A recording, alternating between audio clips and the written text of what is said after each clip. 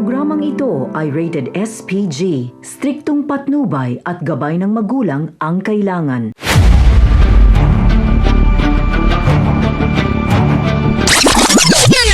Mga kapamilya, mag-cruise ang landas nila Tess at Ramon sa Quiapo sa hindi inaasahan pangyayari ay magkikita sila sa Quiapo at dito din mabibisto ni Tess ang pagpapanggap ni David bilang tanggol.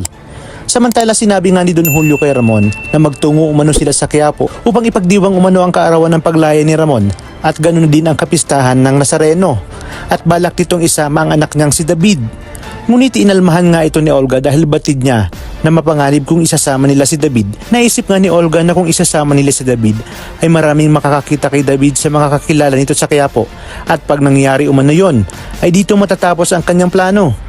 Kaya naman pipigilan niya itong si Ramon. Ngunit wala ngang nagawa itong si Olga dahil ang gusto pa rin ni Ramon ang masusunod. Sa kabilang banda, sinulusulan na nga ni Olga itong si Ramon na bakit hindi na muna ipakilala si David sa kanilang mga kasosyo sa negosyo upang maituro na umano nila ng maayos kay Tanggol ang pamamalakad sa kanilang negosyo. Ngunit hindi nga pumayag si Ramon.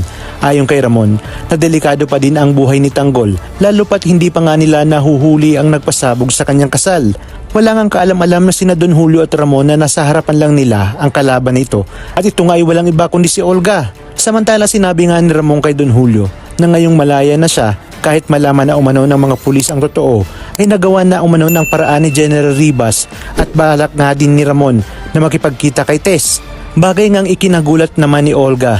Ayon pa kay Ramon na sa ganitong paraan umano ay hindi mahihirapan si Tanggol at hindi niya na nga kailangan magtago kila Tess at Rigor. Kaya naman dito parang binuhusan ng malamig na tubig itong si Olga sa mga sinabi ni Ramon dahil hindi niya nga inaasahan ang desisyong ito ni Ramon. Kaya naman agad niyang pinigilan ang gustong mangyari ni Ramon. Ngunit pagdating naman kina Noy, Tinding at Tess ay hindi niya nga ito magagawa ng paraan para harangan ang tatlo sa pagdala sa kapistahan ng Quiapo na kung saan iisang lugar at parehong araw ang pagpunta nila Tess at Ramon. Kaya naman kapamilya, pakaabangan natin ang mas kapanapanawik na mga tagpo. Dito lang sa pambansang teleserye ng Sambayanan, ang FPJ's Batang Quiapo.